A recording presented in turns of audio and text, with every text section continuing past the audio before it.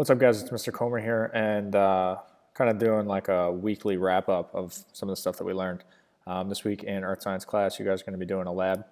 You guys are going to be doing a day of independent practice, and all of that is to prepare you for an exam, which is either towards the end of this week or early next week. So before we do that, I'm making this video to kind of help you out in case you're falling behind or you just want a little bit of extra studying on the basics of how to use a contour map and a topographic map. This figure, a figure eight that you're looking at right now, is right from the notebook packet that we did this week, and it should be pretty simple to label the contour interval. So what do we mean by contour interval? This was a do now from today. Contour interval is the distance between two contour lines.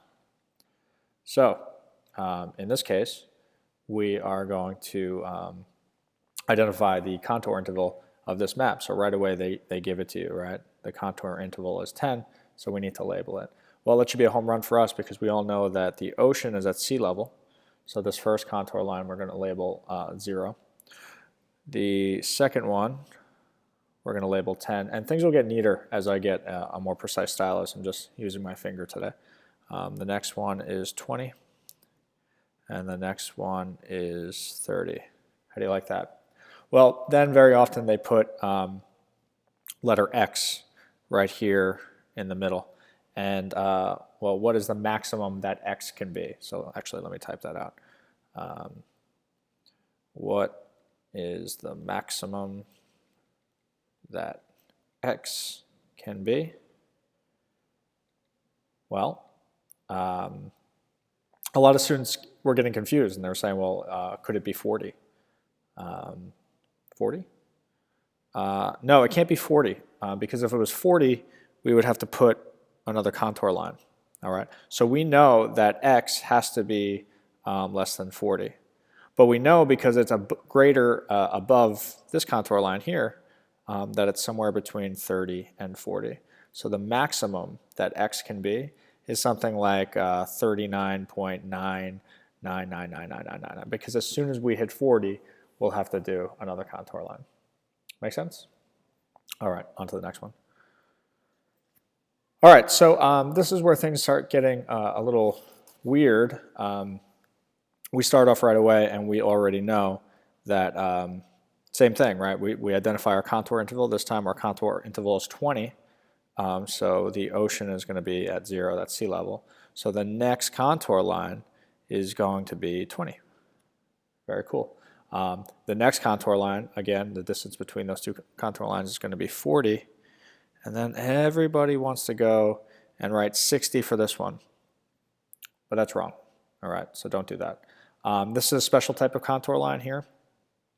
These areas here, when you have these kind of little lines in them, this is called a Hatcher contour line. And let's type that out so that you can see what that word means. Hatcher, H-A-C-H-U-R-E-S, or Hatcher's contour line, are going to be lines that represent a depression or a low point. And how we're going to do this is the first line that has Hatchers represents the last regular contour line. And I spelled contour wrong. Contour line. There we go. Now we can see it all. All right. So if this last regular contour line is 40, I'm moving the whole thing, is 40, by definition, this line is also 40. Hatchers. You dig? So if we were looking at this in side view, this mountain would actually kind of look a little something like this. All right, and just for clarity, I'll put in the contour lines. We have a contour line here. I actually kind of did that wrong. Let me undo that. we would have a contour line here that's 40, and we would have a contour line here that's 20, and this would be 0. And the maximum distance that this depression could go could actually be as low as 20, but not greater than 20, or else we'd have another contour line in there, which we'll see in the next slide. All right. All right. So here we go again. Last contour line, contour map that we're going to take a look at, figure C. Right away, we identify the contour interval is 20. So we're going to start 0. This one's going to be 20. This one's going to be 40. This one's going to be 60. And now here we have those Hackshire lines like I mentioned before. So this contour line right here is going to be equal to the last regular contour line by definition. So this is going to be 60 again. And because this contour line here is located within the Hackshire, might not even be saying that right, that contour line gets labeled 40. How you like me? So what we're seeing here is we're seeing a mountain that has kind of a depression in it. And this is very typical of something that we're going to be learning about later in the semester, known as a volcano. All right. Next piece.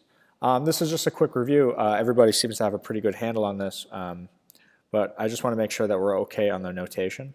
So here we go. When you have a map like this, they might ask you something along the lines of, I don't know, which part of the, oh man, I can't even spell, which part of the mountain is the steepest,